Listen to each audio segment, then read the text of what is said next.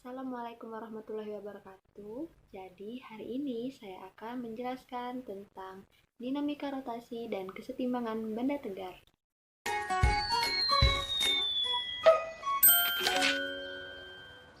Di sini saya akan menjelaskan materi dinamika rotasi dan kesetimbangan benda tegar.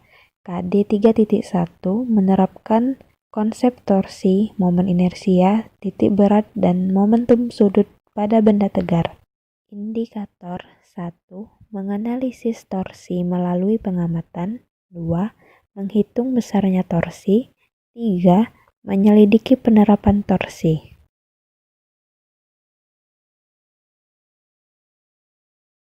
Pernah nggak sih kalian berpikir kenapa gagang pintu letaknya selalu jauh dari engselnya? Kenapa gagang pintu tidak di tengah-tengah pintunya saja? Kenapa ya? Yuk kita bahas sama-sama. Coba kalian lihat sebuah pintu yang ada di rumah kalian. Kalian dorong ataupun tarik gagang pintu tersebut, maka pintunya akan terbuka ataupun tertutup. Nah, tarikan atau dorongan inilah yang disebut dengan gaya. Dan gaya yang membuat sebuah benda berotasi, inilah yang disebut dengan torsi.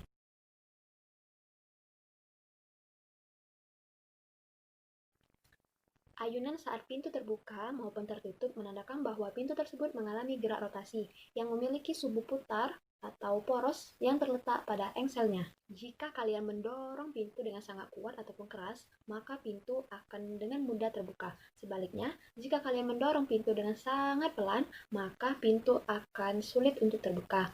Ini menandakan bahwa besarnya gaya yang kamu keluarkan saat mendorong pintu akan mempengaruhi gerak dari pintu tersebut. Atau dalam fisika dapat dikatakan bahwa besarnya gaya akan mempengaruhi besar dari torsi. Nah, ini menandakan bahwa kalian sudah menerapkan aplikasi torsi dalam kehidupan sehari-hari.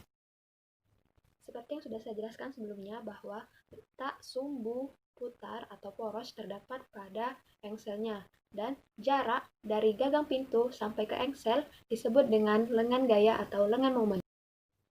Saat kita membuka ataupun mendorong pintu pada posisi yang jauh dari engselnya ataupun di ujung dari engselnya, maka pintu akan dengan sangat mudah terbuka. Kenapa ya? Karena letak engsel dan letak gagang pintu yang berjauhan yang menandakan bahwa R atau lengan gaya memiliki nilai yang besar. Jika letak gagang pintu dan engsel itu berdekatan, maka nilai dari R atau lengan gayanya itu kecil. Dari penerapan torsi pada pintu tersebut, kita dapatkan bahwa torsi sebanding dengan gaya dan torsi sebanding dengan lengan gaya. Sehingga didapatkan bahwa tau sama dengan F cross R, di mana F dan R harus tegak lurus. Ternyata selain F dan R, sudut juga mempengaruhi dari torsi. Misalnya, kita mendorong pintu sejajar dengan pintu tersebut. Artinya jika ini pintu, berarti yang sejajar ialah tembok. Yang kita dorong tembok ini, maka pintu tidak akan terbuka karena yang kita butuhkan bukan gaya sejajar, tetapi gaya yang tegak lurus. Gaya yang dapat membuka pintu tersebut ialah gaya yang tegak lurus dengan lengan gayanya atau dengan pintu dan engselnya. Saat kita membuka pintu dengan sudut yang miring, yang F dan R-nya membentuk sudut theta, maka kita ambil posisi tegak lurusnya. Posisi tersebut sama dengan garis di depan sudut theta. Karena F yang miring bisa diganti dengan F sin theta. Masih ingat kan? Sin theta sama dengan depan per miring. Maka dari itu, didapatkanlah rumus matematisnya seperti berikut.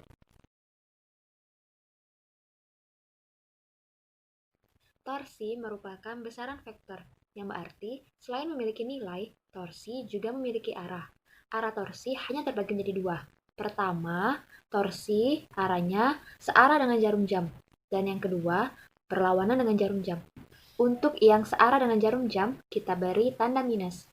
Dan untuk yang berlawanan dengan jarum jam, kita beri tanda plus. Berikut contoh soal yang menggunakan rumus matematis dari torsi.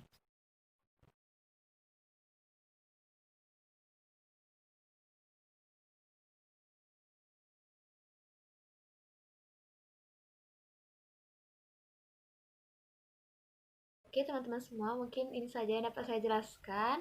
Semoga video ini dapat bermanfaat bagi kalian semua. Sampai jumpa di video-video selanjutnya. Assalamualaikum warahmatullahi wabarakatuh. Annyeong.